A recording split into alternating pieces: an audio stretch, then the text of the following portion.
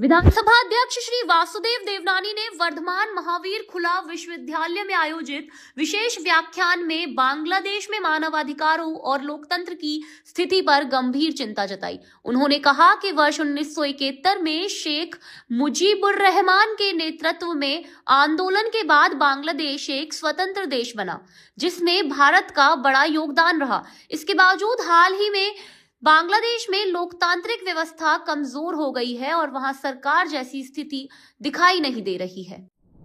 SIR चुनाव आयोग जो संवैधानिक संस्था है उसने इसके आदेश किए हैं।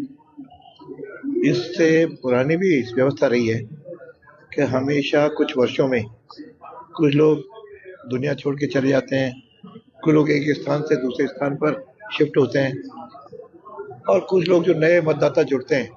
इसलिए एसआईआर का मतलब उसको अपडेट करना है और लगभग राजस्थान में तो पूर्ण स्थिति में है और इस आधार पे जो पॉलिटिकल वर्कर है चाहे किसी पार्टी का हो वो भी सक्रिय होता है।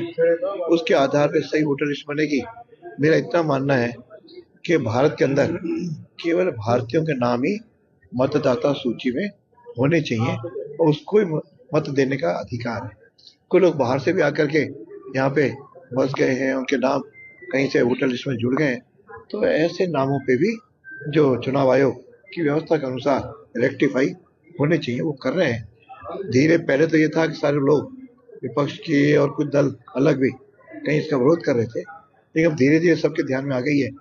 और सिवाय वर्तमान में जो मुझे समाचार पत्रों से मिला है कि पश्चिमी बंगाल के मुख्यमंत्री के अलावा लगभग सभी इसके साथ सहमत हैं, बन भी गई हैं और मुझे लगता है कि उनके भी विरोध करने की शायद कुछ व्यक्तिगत कारण दिखते हैं और धीरे धीरे उनके भी समझ में आ जाएगी कि यह राज्य हित और राष्ट्र हित में है और अंतिम जब लिस्टें होंगी तो कोई भी ऐसा व्यक्ति जो योग्य है वो रहे नहीं और कोई गलत व्यक्ति इसमें जुड़े नहीं। विधानसभा में विधानसभा 28 जनवरी से है और उसमें पहले राज्यसभा का अभिभाषण भी होगा, उसका बजट भी प्रस्तुत होगा और बजट पारित भी होगा।